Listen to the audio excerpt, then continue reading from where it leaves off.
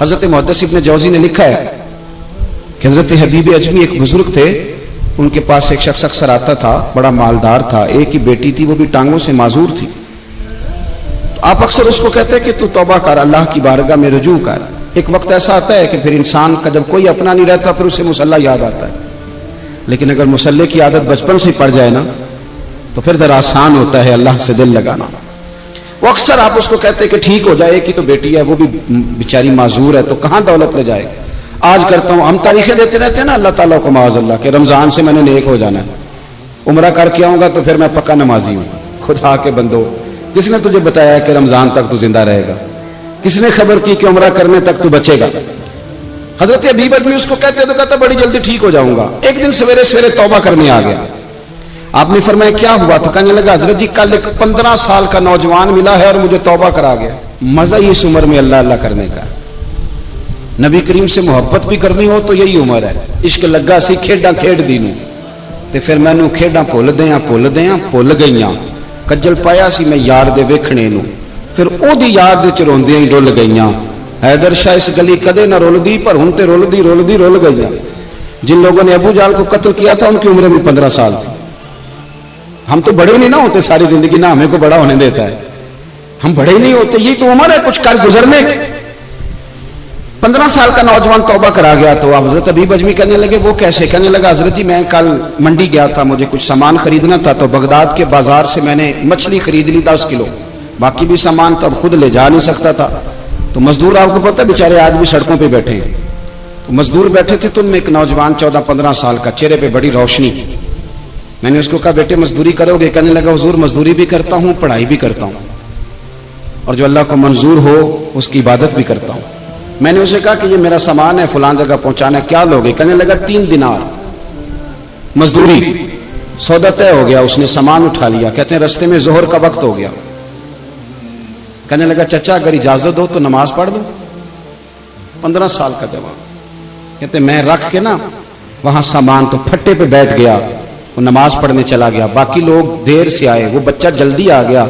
میں نے کہا بیٹے آپ جلدی آ گئے؟ کہنے لگے نفل چھوڑ دیے، اب یہی نہ سمجھ لیں کہ کام چور ہے، میں بعد میں پڑھ لوں گا. کہتے ہیں وہ دوپہر کا وقت، رمضان بھی نہیں تھا. میں اس بچے کو نوجوان گھر لے گیا اور میں نے اپنی بیوی سے کہا کہ بڑا نیک ہے، نمازی ہے، اور راستے میں یہ بھی ہوا ہے کہ میں نے اسے ایک دفعہ کہا ہے کہ یہ مجھے تھوڑی دیر کے لیے دے دو، گرمی بڑی ہے، تمہیں پسینہ آ رہا ہے، میں اٹھا لیتا ہوں.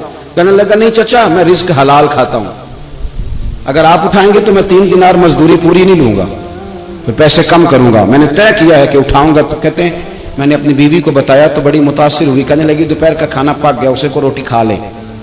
رمضان بھی نہیں تھا. کہتے میں باہر نکلا، اس کو 3 دینار تھمائے. تو میں نے کہا بیٹے ایک بات میری مانو گے؟ کہنے لگا بتائیے. میں نے کہا کھانا پکا ہے کھا لو. کہنے لگا میں معافی چاہتا ہوں، میں نے روزہ رکھا ہوا ہے. حضور نے حکم دیا، حکم نبی کریم نے حکم دیا، بخاری مسلم کی حدیث ہے. فرمایا نوجوانوں اگر تمہارے پاس طاقت ہے تو نکاح کر لو ورنہ روزے رکھو. حکم دیا، یا نکاح اور یا روزے، یہ سرکار کا حکم ہے. بھائی نفلی روزہ نفس کی قوتوں کو کچلتا ہے، انسان میں نورانیت اور روحانیت لاتا ہے. کہتے وہ کہنے لگا میں نے روزہ رکھا ہے. میں اور متاثر ہو گیا. میں نے کہا اب کیا کرو گے؟ کہیں اور جانا ہے؟ کہنے لگا نہیں، میں جس دن 3 دینار کما لیتا ہوں پھر میں مزید لالچ نہیں کرتا. باقی وقت یا قرآن مجید پڑھتا رہتا ہوں یا نبی پاک پہ درود شریف پڑھتا رہتا ہوں.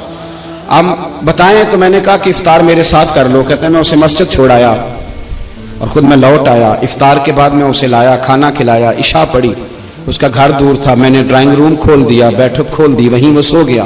میری 20 سال کی معذور بچی کبھی چل نہیں سکتی تھی، کوئی طبیب کوئی حکیم میں نے چھوڑا نہیں تھا اس کو دکھایا نہ ہو. ایک ہی بیٹی، وہ بھی معذور پیدائشی.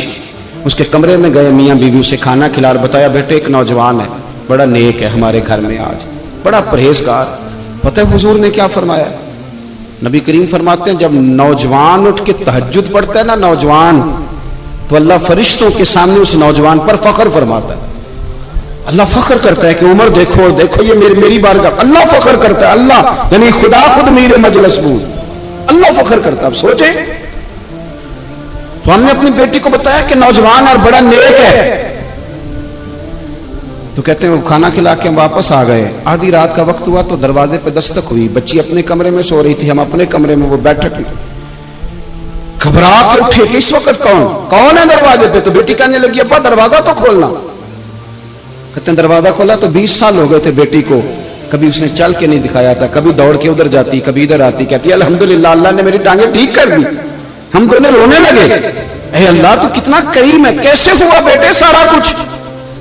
बेटी कहने लगी अब्बा आपने कहा था ना कि नेक नौजवान आया है, तो मेरे दिल में ख्याल आया अल्लाह अगर वाकई नेक है तो उसके सदके मुझे शिफा ही दे दे। या अय्युहल्लज़ीना आमनू इत्तक़ुल्लाह वब्तगू इलैहिल वसीला। तो कहने लगी अभी मेरी दुआ भी पूरी नहीं हुई तो रब करीम ने फजल किया है और मुझे शिफा अता कर दी। कहते हम दौड़ के उसके कमरे में गए और जब हमने हाथ रखा तो दरवाजा पहले से खुला था, एक खत छोड़ गया था। आजकल के पीर की करामत होती तो फेसबुक पे दे देता, बाकियों को भी जरा भूल पता चले। कहते हैं वो खत छोड़ गया अपने बिस्तर पे कि अगर तुम लोगों को मुझसे मोहब्बत हो गई है तो मेरे पीछे ना दौड़ना, उस रब की बारगाह में झुकना जिस रब ने मेरे ऊपर भी फजल फरमाया है और आप पर भी करम फरमाया। मेरे नौजवान दोस्तों, ये जो बचपना हमें लोग कहते हैं ना अभी बच्चे हो, अभी जब आप बालिग हो गए तो नमाज फर्ज हो गई, सच बोलना जरूरी हो गया, रिस्क हलाल खाना जरूरी हो गया, शरीयत सारी की सारी लागू हो गई। एक तो दरगुजर से काम लें, दूसरा अपनी जिंदगी के अंदर ख्वाहिशात को छोड़ें। सादा खाना तो वैसे ही इंसान को तंदुरुस्त रखता है। ये जो चक्कर हमने डाला हुआ है ना मर्जियां करने का, अब मोटरसाइकिल बिल्कुल अच्छी भली होती है पर सिफारिश ये है कि मॉडल पुराना हो गया है, तो ये तो कमजोर लोगों की अलामत है।